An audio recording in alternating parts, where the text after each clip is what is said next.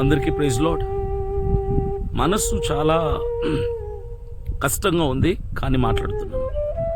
నేను కడప నుంచి వచ్చి కొన్ని వేల కిలోమీటర్లు ప్రయాణం చేయటానికి డిసైడ్ అయ్యి ఈరోజు అరకు నియోజకవర్గం నుంచి పాదయాత్ర చేస్తున్నాం.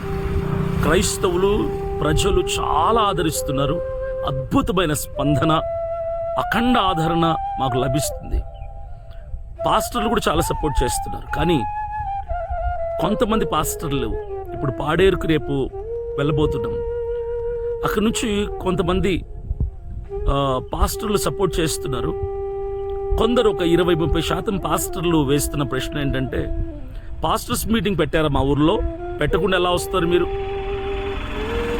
మమ్మల్ని సంప్రదించారు, మీరు మమ్మల్ని సంప్రదించకుండా ఎలా వస్తారు? మీరు పాదయాత్ర చేసుకుంటా పాస్టర్ ఫెలోషిప్లకి ఇన్ఫర్మేషన్ ఇవ్వకుండా మా ఊరికి మీరు ఎలా వస్తారు అని కొంతమంది పాస్టర్లు అడుగుతుంటే నిజంగా మనసు చాలా కష్టంగా అనిపిస్తుంది నాకు.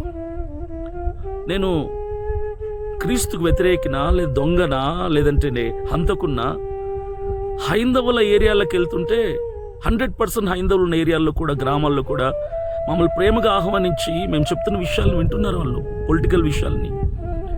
అలాంటిది కొంతమంది పాస్టర్లు మా పాస్టర్ ఫెలోషిప్లకు మీరు సంప్రదించలేదు, మేము మీకు సపోర్ట్ చేయమని కొంతమంది మాట్లాడుతుంటే నిజంగా మనసంతా బాధతో నిండిపోతుంది. ఏం చెప్పాలో అర్థం కాల. నేను చేస్తున్న పాదయాత్ర, నేను మీ ఊళ్ళో మీటింగ్ పెట్టడానికైతే మీరు అన్నట్టుగా మిమ్మల్ని సంప్రదించాలి. పాదయాత్ర చేసుకుంటూ వెళ్ళిపోతే రాష్ట్రం అంతా, ఒక నియోజకవర్గంలో మేము ఎలా 3-4 రోజులు మిమ్మల్ని పర్మిషన్ తీసుకోవడానికి స్టే చేయగలుగుతాం?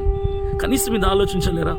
క్రైస్తవులందరూ సపోర్ట్ చేస్తున్నారు, కొంతమంది పాస్టర్లు మాత్రమే మమ్మల్ని ఇబ్బంది పెడుతున్నారు, మేము సపోర్ట్ చేయమని. కొంతమంది అయితే వసతి అడిగితే కూడా మేము సపోర్ట్ చేయమండి, మేము మీకు వసతి ఇవ్వమండి అంటున్నారు. భోజనం పెట్టమని కొంతమంది పాస్టర్లు ఫోన్ చేస్తే మేము పెట్టమండి భోజనం, మీకు మేము సపోర్ట్ చేయం, ఏమనుకోవద్దు, మీరు మాకు చెప్పి వచ్చారా?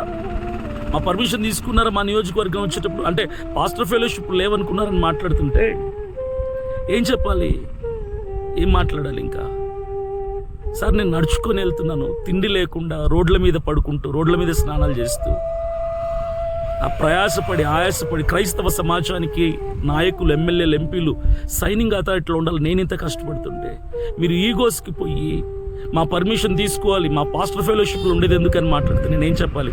దయచేసి ఈ వీడియో పాస్టర్లందరికీ షేర్ చేయండి, నన్ను అర్థం చేసుకోమని చెప్పండి దయచేసి. ఏ పాస్టర్ మీద నాకు వ్యతిరేకత లేదు, పాస్టర్లందరూ నాకు ఇష్టమే, క్రైస్తవులందరూ నాకు ఇష్టమే. సపోర్ట్ చేయండి, ప్లీజ్ సపోర్ట్ చేయండి. Thank you.